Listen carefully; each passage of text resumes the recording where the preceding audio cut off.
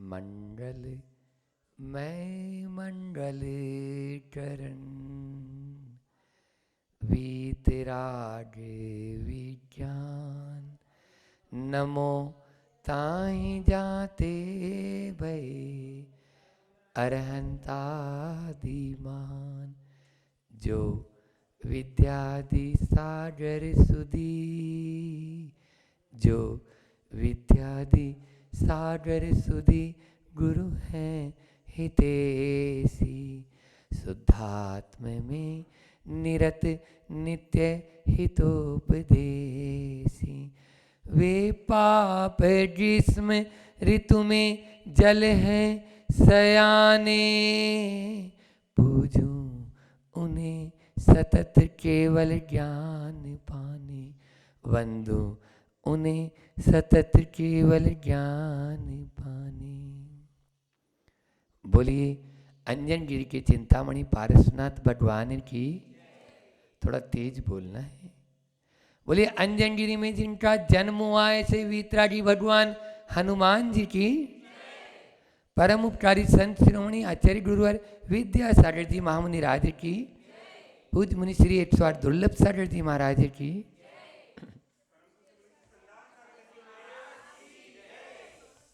आप लोग मिठाई भी खाते हो और दवाई भी खाते हो ना। मिठाई कैसे खाते हो? बड़े चाव से खाते हो और दवाई बचाव के लिए खाते हो। मिठाई बड़े चाव से खाई जाती है और दवाई बचाव के लिए खाई जाती है। बस संत कहते हैं जीवन में भी कोई अच्छा कार्य आए तो मिठाई समझकर करना और बुरा कार्य आए तो दवाई समझकर कर लेना, आपका जिंदगी सार्थक हो जाएगी। क्योंकि अच्छा कार्य पूरा मन लगा के करो और बुरा कार्य करना पड़े। कल इसी आशय की बात मैंने की थी। पाप और पाप की क्रिया से डरना और पाप के फल और पाप करके मत डरना। पाप करके मत डरना, क्योंकि अब कर ही दिया है तो अब उसका फल भोगने के लिए तैयार हो जाना। आगे पाप मत करना बस, लेकिन जो आपने किया है उसका फल तो अपन को, मैंने किया है तो मुझे ही उसका फल भुगतना पड़ेगा।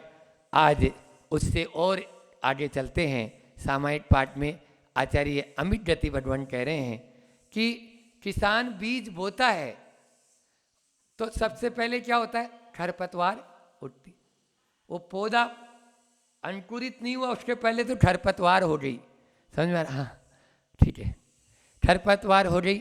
और उसके अलावा जब कोई आप लोग नियम लेते हो ना तो उसकी परीक्षा शुरू हो जाती है। अभी तक कुछ नहीं हो रहा था, जैसे ही आपने नियम लिया तो परीक्षा शुरू। संकल्प लेते हैं, मन में विकल्प उठना शुरू हो जाते हैं। संकल्प नहीं लिए थे तो विकल्प नहीं था। महाराज, हमारे महाराज ध्यान कराते हैं ना, तो ध्यान कराते हैं ऐसे विचार नहीं आते, और वो जैसे ही बैठते हैं तरह तरह के विचार, माला फेरने बैठते हैं तरह तरह के विचार। क्यों आते हैं? क्यों आते हैं?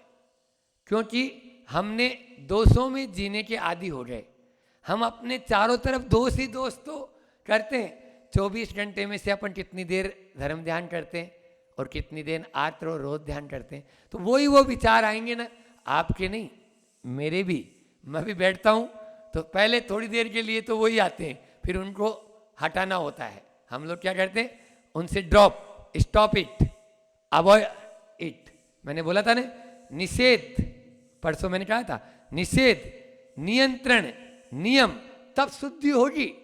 पहले आपको निषेध करना, अवॉइड इट, फिर नियंत्रण, स्टॉप इट, फिर उसके बाद में नियम।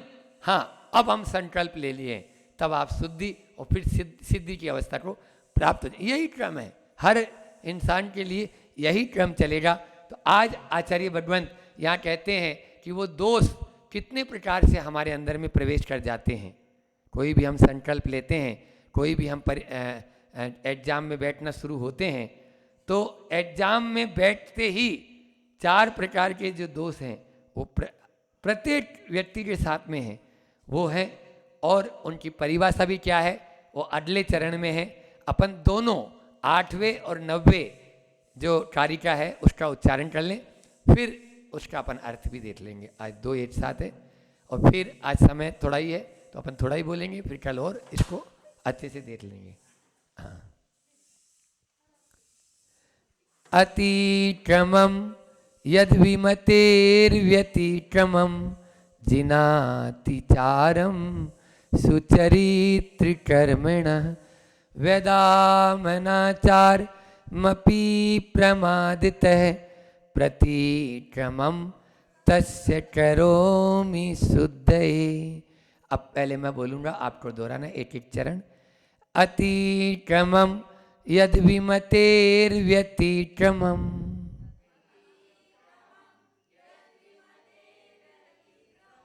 जिनातिचारं सुचरित्रकर्मणः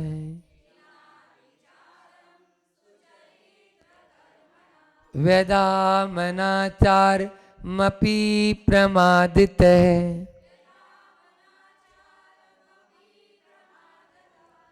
प्रतिक्रमं तस्य करोमि शुद्धये।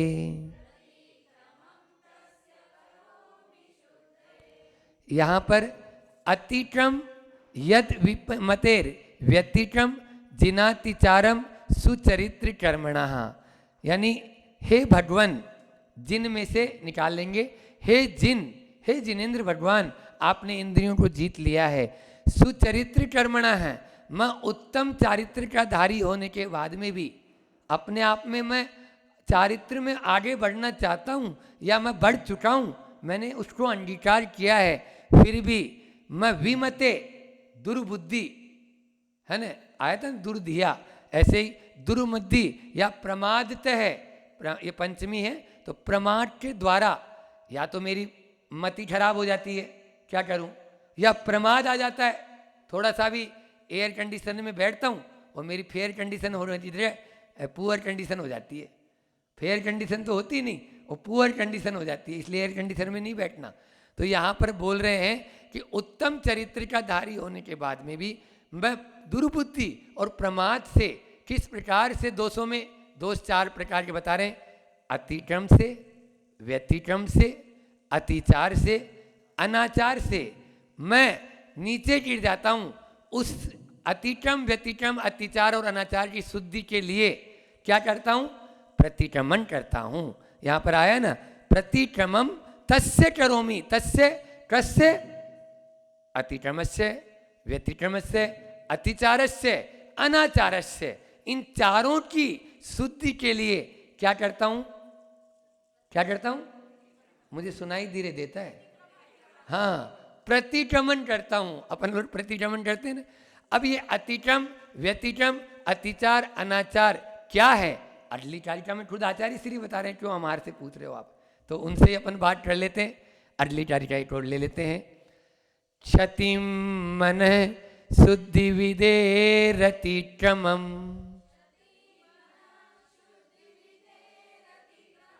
व्यतिक्रमं शील व्रतेर्विलंघनम् प्रबोधिचारं विषयेषु वर्तनम्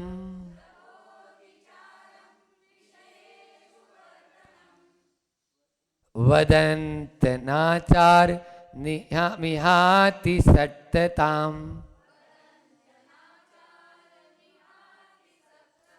वदन्तनाचार मिहाति सत्तताम्।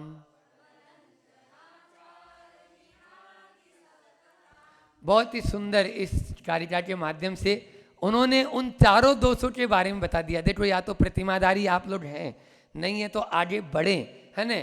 और कोई भी आप दुकान भी खोलेंगे तो ये दोष तो होते हैं। ये और बता दूं, ये 4 चरण होते हैं। इन 4 चरण में पहले चरण में स्टॉप कर लो अपने आप को। अतिक्रम क्या है, व्यतिक्रम क्या है, अतिचार क्या है, अनाचार क्या, बहुत सरल अर्थों में आचार्य भगवंत ने यहाँ बताया। एक छोटा सा उदाहरण देके मैं अपनी फिर वाणी को विराम करूंगा कि क्षतिम मन शुद्धि विदेर व्यतिक्रम, यानी मन की शुद्धि में कमी होना। पाप सबसे पहले यहीं पनपता है, महाराज जी कहते हैं ना, सबसे पहले वो विचारों में ही आता है, बाद में वचन, और हमारे काज से झलकता है। यहाँ जब तक नहीं आएगा ना, हमारा यहाँ माइंड में ये भेजा है ना, इसको यहाँ अनकॉन्शियस माइंड, इसमें बैठाना जरूरी है। तो यहाँ पर भी वही बताया, मन की शुद्धि में कमी आई अतिक्रम क्षतिम मन शुद्धि, मन की शुद्धि में क्षति हो गई, कमी आ गई, यही क्या है, विधेर अतिक्रम है। इसी की विधि का नाम तो अतिक्रम है। फिर व्यतिक्रम क्या है, तो व्यतिक्रम के लिए बता रहे हैं कि हे सील व्रतेर विलंघनम, हमने जो व्रत लिए हैं, हमने जो सील धारण किया है, हमने जो सीमा बनाई है, हमने जो नियम लिया है, उस नियम की बाढ़ का त्याग करना। अभी तोड़ा नहीं है आपने, नियम तोड़ा नहीं। ब्रेड खाने का त्याग था, घर में ब्रेड लेके आ गया, ब्रेड खाई नहीं है, लाया है। क्यों लेके आया, उसको छुआ भी, उसको लेके भी आया। तो ये तो व्रत व्यतिक्रमम सील व्रतेर विलंघनम, यहाँ व्रत और सील की बाढ़ का त्याग करना, ये क्या है, व्यतिक्रम। क्या है, व्यतिक्रमम सील व्रतेर विलंघनम, हमने सील और व्रतों को लांघ दिया, लांघा है अभी, ठीक है ना। तो ये क्या हो गया है, व्यतिक्रम। पहले अतिक्रम, फिर व्यतिक्रम, थोड़ा आगे बढ़ गए। अब और आगे की स्थिति आ गई अतिचार और अनाचार। तो अतिचार क्या है, उसके बारे में भी यहाँ पर अगले चरण में बता रहे हैं। प्रबोतिचारम विषये सुवर्तनम, मन में भारीपन महसूस होता है ना, विषयों में वर्तन कर जाना, हमेशा नहीं, कभी कभी, यदा कदा, ये अतिचार कहलाता है। क्या बोला, अतिचार। यानी प्रभो अतिचारम, हे प्रभो अतिचार, क्या अतिचारम क्या है, विषय सुवर्तनम। अब विषयों में आप प्रवृत्त हो गए, उसको आपने स्वीकार कर लिया, जाना नहीं था, छूना नहीं था, देखना नहीं था, ये सब। तो ये अपने पांचों इंद्रियों से, तो मन में भारीपन महसूस करते हुए दोष लगाना, ये क्या है, अतिचार। अतिचार लगने के बाद में हमारे मन में एक ग्लानि का भाव होता है, एक अंदर में हिल जाते हैं, आज मैंने ये क्या कर लिया। एक बार एक बच्चे को थोड़ा सा ढक्कन में पानी में थोड़ी सी वाइन मिला के पिलाई थी, लेकिन वो फूट फूट के रो रहा है, आज मैंने अपने जीवन को बर्बाद कर लिया, आज मेरा जीवन असफल हो गया, मैंने आज ये क्या कर लिया, कितना बड़ा अनर्थ कर दिया, मैंने अपने माता पिता के साथ धोखा कर लिया, मैंने अपने परिवार के साथ धोखा कर लिया। ये उसके मन में कचोटता है, ये क्या है, अतिचार। ले तो लिया, लेकिन दोष लगने के बाद में उसके अब मन में उसको हलचल मच रही है, जब तक वो प्रायश्चित नहीं होगा उसके मन में। और उसके आगे अनाचार क्या बोल रहे हैं, वदंतेनाचार मिहति सत्यताम। अब वो उसी में आसक्त रहता है, उसी में रचपच गया, एक बार किया था कोई बात नहीं, अब बार बार कर रहा है उसी को ही, ये क्या हो गया, अनाचार। समझ में आ रहा है ना। एक उदाहरण दे रहा हूं छोटा सा, कि गाय का खेत की ओर देखना, गाय का खेत की ओर देखना, दूसरों के खेत की ओर देखना, ये क्या है, अतिक्रम। जो उसकी बाउंड्री वाल थी, उस बाउंड्री वाल में तार फेंसिंग में घुस जाना, ये क्या हो गया, व्यतिक्रम।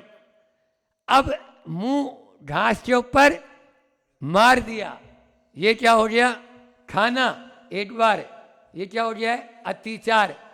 और वो किसान आया और एक लटकी मार रहा है तो भी नहीं भाग रही है, ये क्या हो गया, अनाचार।